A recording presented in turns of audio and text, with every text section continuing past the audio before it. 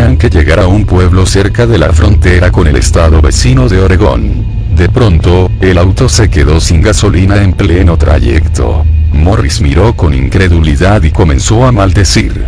Él había llenado el tanque del auto con suficiente combustible como para cruzar la frontera con Oregón. Sabía que era más que suficiente. En el lugar donde quedaron estancados no había gasolinera a la vista, así que no tuvieron otra alternativa que buscar combustible entre los naturales de allí.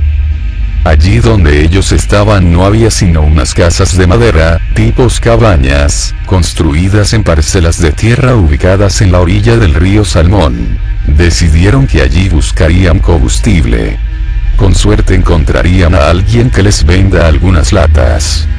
Ellos tocaron la puerta de una de esas casas y los atendió un señor de unos 60 años, aproximadamente. El señor, al verlos y sin dejarles hablar, dijo que ellos habían venido a buscar gasolina. Morris dijo que sí y preguntó cómo lo supo. El señor dijo que daba igual, que eso siempre ocurría, ya que el tramo al pueblo más cercano era más largo de lo que parecía y que casi todos calculaban mal y llevaban menos gasolina.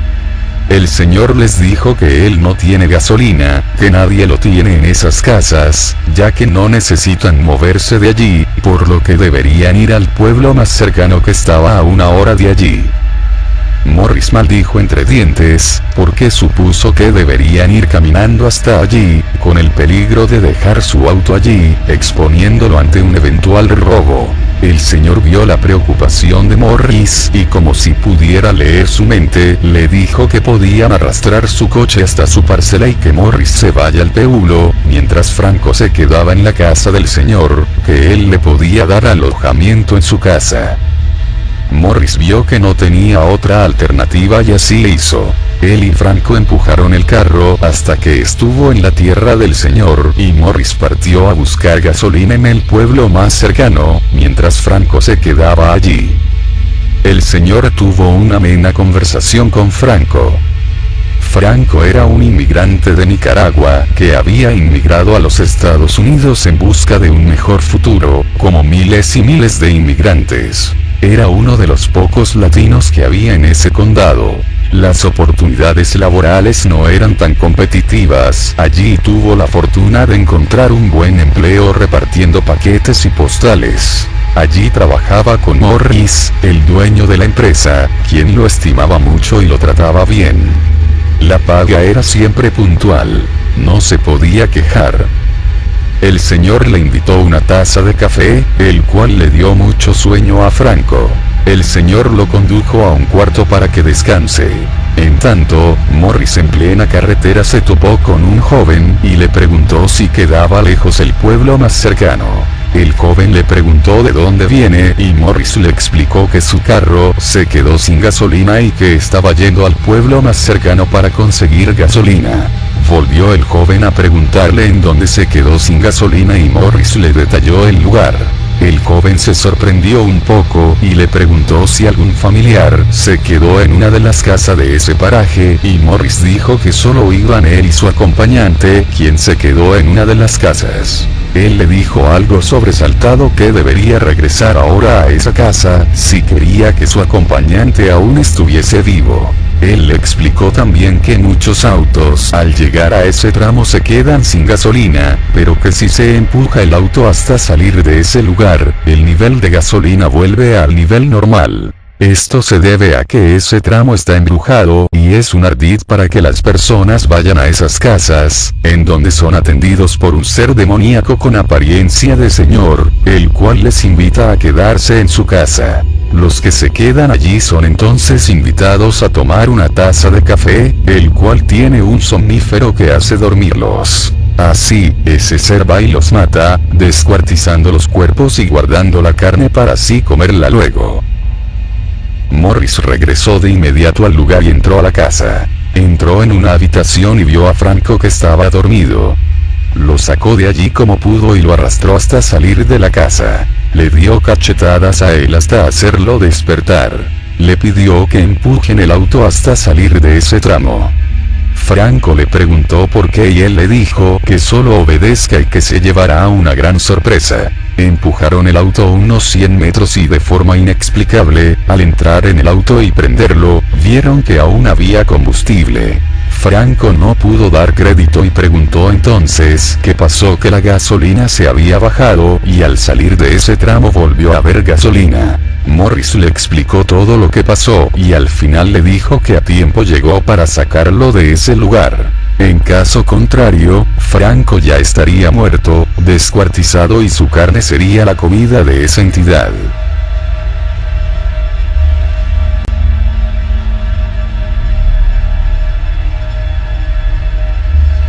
Yo iba viajando en mi viejo auto por una carretera del estado de Colorado, cuando decidí aparcar el auto a un lado de la carretera.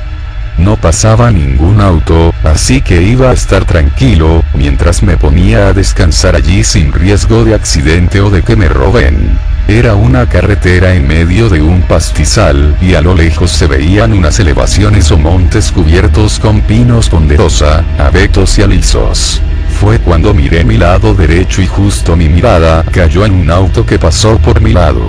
Y digo justo, porque si no hubiera sido así, nunca me hubiera fijado en un detalle aterrador. El conductor era un hombre pálido, extremadamente pálido. Ese extraño conductor me clavó la mirada y por una fracción de segundos, nuestras miradas se encontraron. Esa persona tenía las pupilas completamente rojas. Y la esclerótica era completamente negra. Prendí mi carro y me largué de allí. Rayos, fue la cosa más bizarra y aterradora que vi.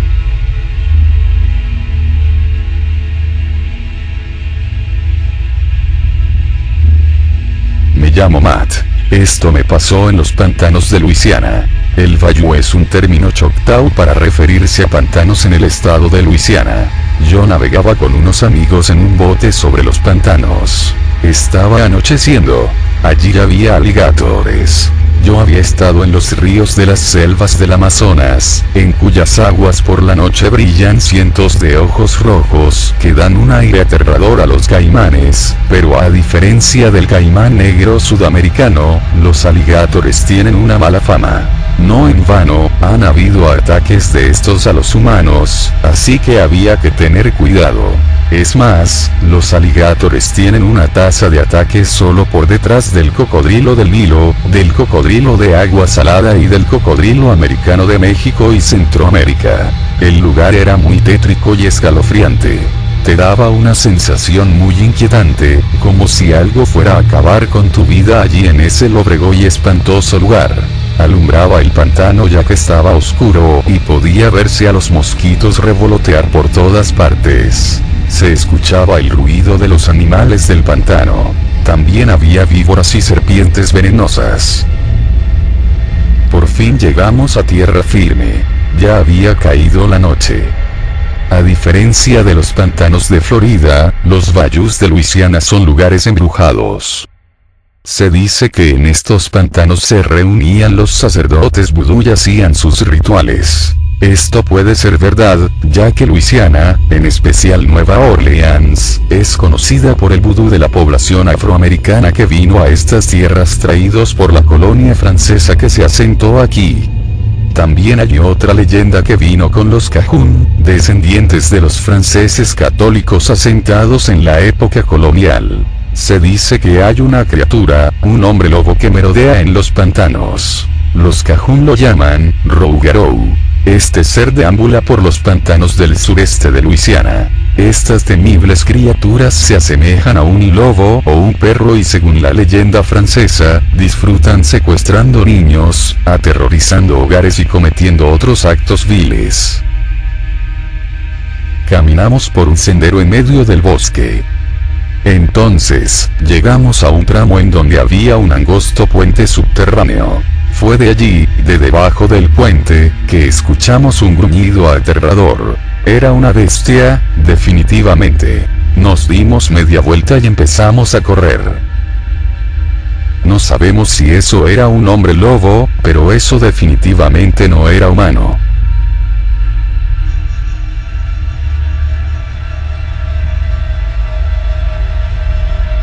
Son las 8 de la noche. Un auto atravesó el bosque y se aparcó a 1 metro de la reja que impide la intrusión a la edificación, la cual tenía 2 pisos. Donald bajó del auto y se acercó a la reja. Abrió la reja y se introdujo dentro del terreno. Sus pasos rompían el silencio de la noche. Abrió la puerta del edificio y se introdujo dentro. La construcción había sido una gran mansión, la cual había sido abandonada desde hacía mucho tiempo. En ella funcionó una fábrica destiladora de cerveza. Se dice que en su interior se han realizado rituales satánicos. Algunos jóvenes se retaban para entrar a la casa y subir al ático, donde se aparece un fantasma. Donald había sido contratado por el dueño, el cual quería poner un bar de música country. Donald debería restaurar el lugar. Esto era refaccionar el edificio y pintarlo. Para empezar la obra de restauración, primero él debería echar un vistazo al edificio. El primer piso estaba bien. No tenía desperfecto alguno. Solo necesitaba una mano de pintura. Entonces, subió al segundo piso. A diferencia del primer piso, sí necesitaba algunas refacciones, básicamente reparar unas paredes dañadas por la humedad. Era hora de subir al último piso, el ático. Era el lugar en donde se aparecía un fantasma.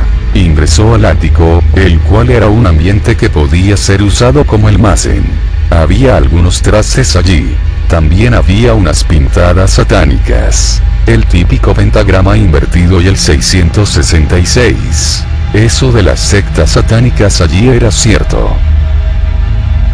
Entonces, escuchó un ruido a su espalda. La puerta se había cerrado de golpe. Se acercó a la puerta y trató de abrirla, aunque sin éxito. Se volvió a escuchar un ruido a su espalda. Volteó. Entonces, fue cuando lo vio. Era una silueta oscura. No se podía ver más. Poco a poco, la figura comenzó a hacerse más visible. Era un hombre vestido con un hábito negro. Era algo así como un monje. Tenía un medallón con un pentagrama invertido. Este personaje era Dios santo. Sus ojos eran totalmente rojos. Tenía una mirada de odio y se acercó hacia Donald. Donald siguió intentando abrir la puerta y salir de allí. Tanto fue el terror que cuando eso estaba a 2 metros de él, Donald se lanzó por la ventana del ático.